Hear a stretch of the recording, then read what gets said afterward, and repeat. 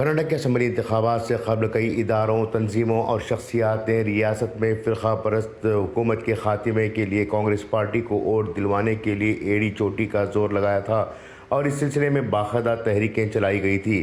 دیواروں کے درمیان بیٹھ کر میٹنگز کیے گئے تھے اور مسلمانوں کو متحد ہو کر کانگریس پارٹی کو ووٹ دینے کے لیے منصوبہ بندی کی گئی تھی، جس کے تحت ریاست کے مسلمانوں کا 80% حصہ کانگریس کو ووٹ دینے میں کامیاب رہا۔ عام مسلمانوں کا مقصد ریاست میں فرقہ پرست بی جے پی کو ہٹانا اور مسلمانوں کے مسائل حل کروانے کے لیے سیکولر حکومت کو لانا اہم رہا۔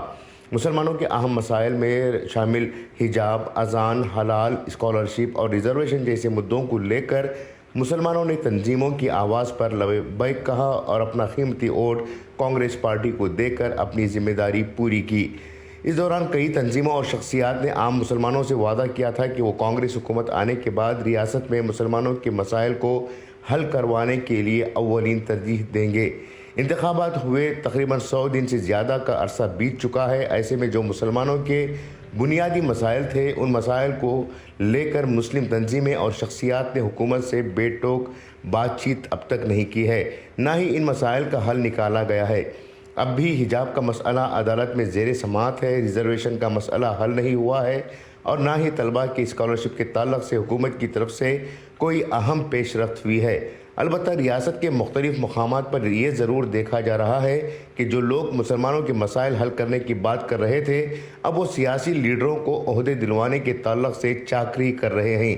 بعض تنظیمیں اپنے حقیقی مدعوں کو چھوڑ کر کسی کو کونسلر الیکشن میں امیدوار بنانے کی تیاری کر رہے ہیں، تو کہیں کسی کو بورڈ و کارپوریشن کی نمائندگی دلوانے کے لیے میٹنگز کر رہے ہیں۔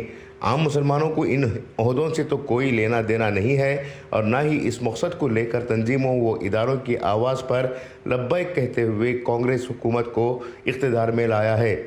ہبلی، ڈی جے ہلڈی اور کے جے ہلڈی کے نوجوان اب بھی جیلوں میں بند ہیں۔ ان نوجوانوں کی رہائی کے لیے کوئی پیش رفت نہیں ہوئی ہے۔ شموگا میں ہرشا قتل کے معاملے میں جو نوجوان جیلوں میں بند ہیں، ان نوجوانوں کے اہل خانہ کا کوئی پرسان حال نہیں ہے۔ وہ اپنے بچوں کو جیلوں میں بند دیکھ کر خون کے آنسو رو رہے ہیں۔ اسی طرح سے سال 2015 کے مقدمے کے سلسلے میں آج بھی شموگا کے کئی لوگ عدالتوں کے چکر کاٹ رہے ہیں۔ اب تک انہیں ان مقدمات سے راحت نہیں ملی ہے۔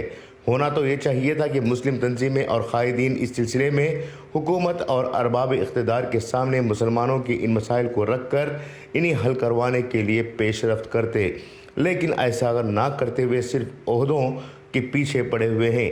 کئی وفود ریاستی حکومت کے ارباب اقتدار سے ملاقاتیں کر رہے ہیں، لیکن یہ ملاقاتیں محض عہدوں کی خاطر ہو رہی ہے، نہ کہ مسلمانوں کے مسائل کو حل کرنے کے تعلق سے اس میں گفتگو کی جا رہی ہے۔ تنظیموں کو چاہیے کہ وہ اپنے کیے ہوئے وعدوں پر عمل کریں، کیونکہ عہدے لینے کے بعد اکثر سیاستدان قوم کے نہیں بلکہ پارٹی تک محدود رہ جاتے ہیں۔ بیورو رپورٹ، انقلاب نیوز، بنگلورو۔